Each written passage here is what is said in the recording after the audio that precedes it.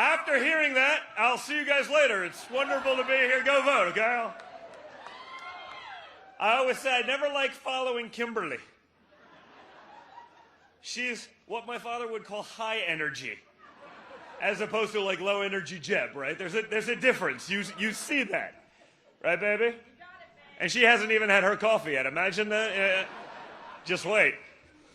Well, guys, thank you so much for being here this morning. It's just awesome that you take the time out of your weekend for something like this. But I think you recognize what I recognize, which is that this is that important. This is something we must fight for. We did an event last night on the other side of the state with David, and I literally landed from Alaska. By the way, the weather's about the same right now. What the hell is going on? I figured this was going to be something, Georgia, sweet, it'll be warm. Turns out I was wrong.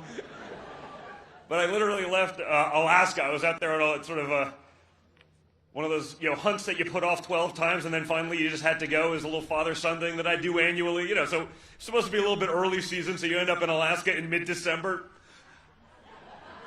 Sort of similar to this, but with 50-mile-an-hour winds. But it was amazing. But I came back from that just for these events, to make sure that people understand what is at stake. Obviously, the senator hit the points really well, but I mean, think about what control of the Senate would mean. Whether it's packing the courts, whether it is D.C. statehood, Puerto Rico statehood, that means the Democrats would control the Senate in perpetuity. Okay? They'd have a permanent blocking right on anything. They'd be able to, with a packed court, eliminate your Second Amendment, because as we all know, activist judges don't exactly care about the definition of shall not be infringed. That doesn't mean anything to them. It means whatever their political whim wants at the time. And we've seen that.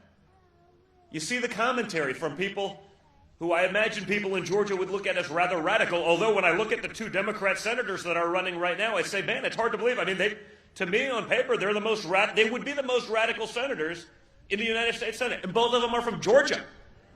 No, but think of what that means. Think of what that means for the country. You have people like Mayor Bill de Blasio of New York City saying that everything is on the line in Georgia for New York City, meaning if they get what they want, they win the Senate, they'd have control, Biden would give all these Democrat-run major cities that have been a total disaster, that have shut down businesses, that have destroyed small business, that have infringed on our rights, that have given to every special interest forever, that are bloated, incompetent, inefficient, and bankrupt. This is their lifeline. Your taxpayer dollars.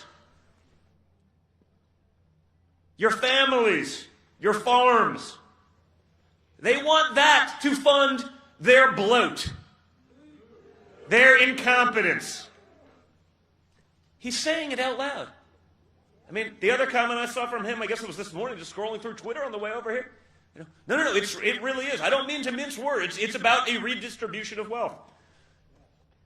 So if you've been working your entire life, trying to live your American dream, they want to take that to give it to someone else. In many cases, as AOC would say, we want to fund those who are not able to work, but we also want to fund those who are not willing to work. No, but guys, you hear this stuff over and over, and I'm like, did they really just say that? If they did it once, you'd say maybe it was a slip of a tongue. They're saying it out loud, folks.